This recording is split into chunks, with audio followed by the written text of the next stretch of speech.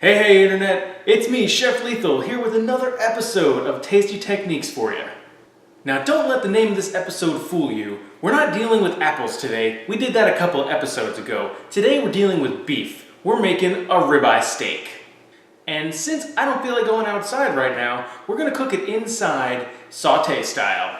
So of course that means a beautiful golden brown crust from edge to edge. We're talking a nice rosy pink interior, medium rare to medium. Anything more cooked than that and you might as well just go ahead and hit skip. Don't hit skip.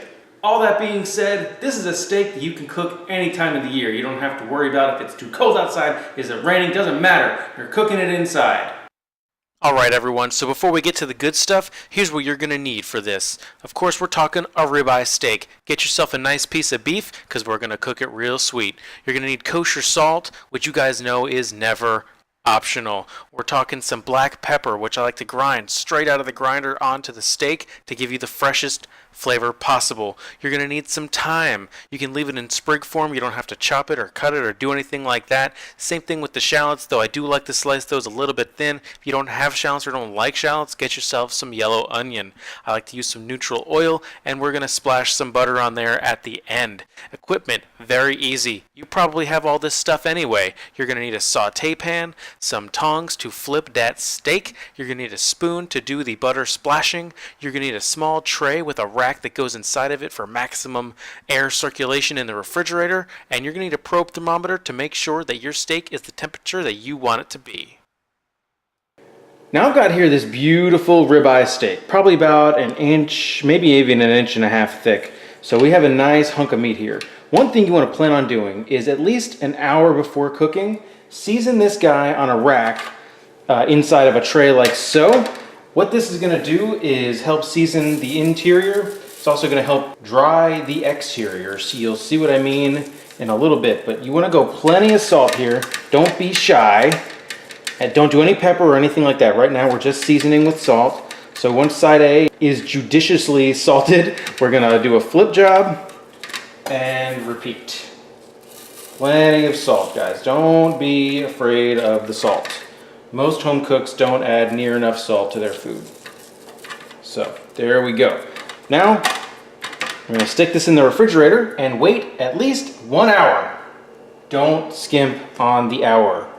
Now there are some scientific reasons why we put the steak in the refrigerator for so long, but I'll spare you all the boring details and just tell you that most of the salt has been absorbed by the meat, and now we're going to take this paper towel here and just blot dry any sort of pooled moisture we see on the surface. So just a little bit up on top here. Let me do a little flip job. Oh, and some down here. Perfectly normal, perfectly fine. If you leave it in overnight, like I suggest, you will probably not see very much, if any, of this moisture. But I see a little bit, so that is okay. Now I'm going to hit this with a little bit of black pepper. Generous portion, please. On both sides, please.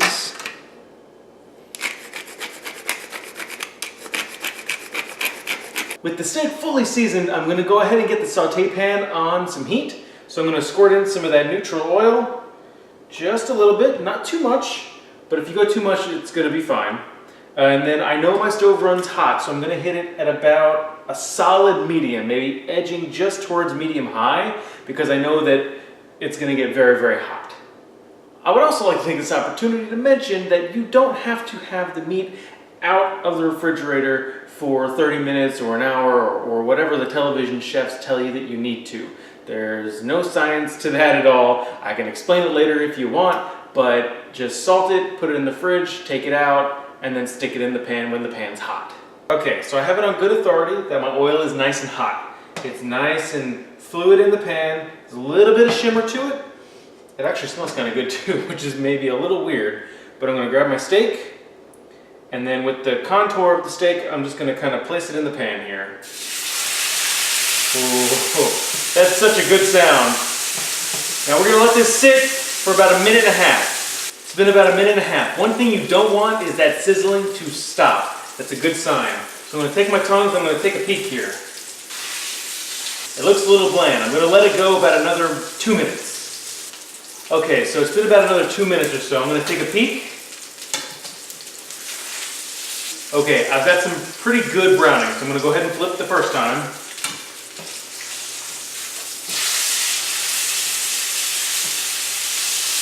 You wanna be sure to flip away from you so you don't get any splatters on you. And we're gonna probably flip this a few times, so forget everything you've heard about only flipping once. We're gonna do it my way, and I guarantee you it's gonna be great. After about another 2, maybe 3 minutes or so, you're gonna start developing a nice crust on the bottom. Don't be afraid to come under here and peek every so often, and just make sure that nothing is really getting too dark. And the one thing I really like to do is tilt your pan up to get all the hot oil on the steak and kind of almost fry it a little bit. It will help brown the bottom evenly, of course. You're also going to make a mess, so just be careful of any splattering hot oil, and promise your significant other that you'll clean up after yourself. Or just woo them with a perfectly cooked, very delicious ribeye steak. Okay, a little bit more time has gone by. I'm going to turn my heat down just a touch. It's getting a little smoky in here, and I'm going to flip the steak again, back to the first side.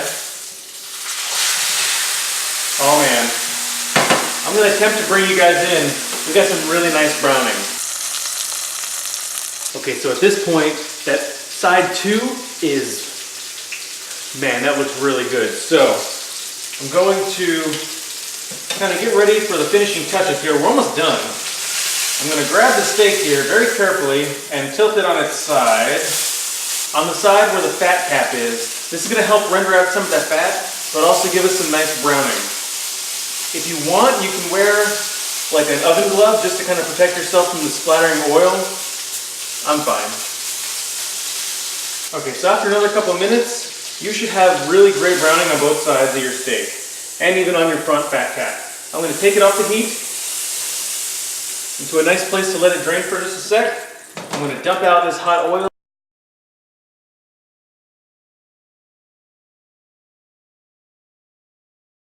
Now would also be a really great time to check the temperature of your steak. So I'm going to get my Insta-Read right in the middle here. Ooh, too far. And I'm at about 130, 128. This is perfect. You want it a little undercooked because we're not quite done yet. While your pan is still hot, I'm going to go ahead and toss in the butter. Well, okay, so it wasn't as hot as I thought it was. It's been sitting off the heat for a few minutes, but that's going to heat right back up real quick. So once it's all melted, which we're getting there, I'm going to go ahead and toss in those aromatics I told you about. Just these sprigs of thyme, all that garlic, and the shallots.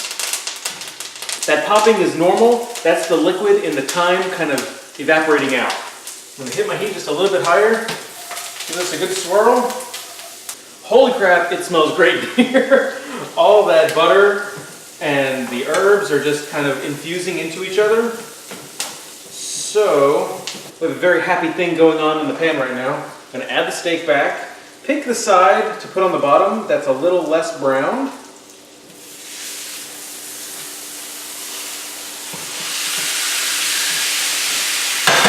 Okay, with the steak in, it's time to use that spoon and just put all the aromatics on top of the steak, all of them.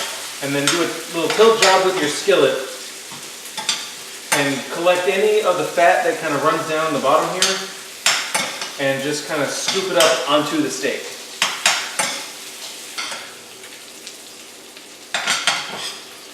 Believe it or not, this is going to help infuse some of that aromatic flavor into your steak.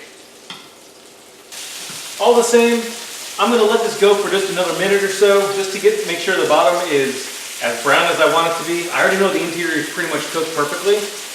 And then I'm going to pull this off the heat and put it on the cutting board that I have set aside. After waiting the required 5 to 6 minutes or so to let everything kind of cool down inside of the steak, go ahead and give it a chop. Cut it up into nice strips. It'll make a great presentation on your plate next to maybe some mashed potatoes or some mac and cheese, some asparagus, something bright. You need something to kind of cut the richness of the ribeye though, because it's very fatty. So either make a vinegary like balsamic reduction like we did for the pizza a couple weeks ago, or a nice bright salad dressing, maybe a glass of wine, anything to kind of cut through the richness of the ribeye. So with all that being said, enjoy yourself. You've just cooked a perfect steak. It's delicious. It's got a nice herby undertone, nice meaty overtone. It's gonna be perfectly cooked. You're gonna be great. But I'm gonna go ahead and wrap it up for this episode of Tasty Techniques. I'm Chef Lethal, and I want to thank you so much for watching. If you have any questions for me, go ahead and hit me up on Twitter. I'm at Tasty Techniques there, link in the description, and just make sure you use the hashtag #DadAsk. Or don't be shy, just leave me a comment on this video. I'll definitely read it, I'll definitely reply. Go ahead and subscribe if you haven't, and I'll see you next time. Cheers!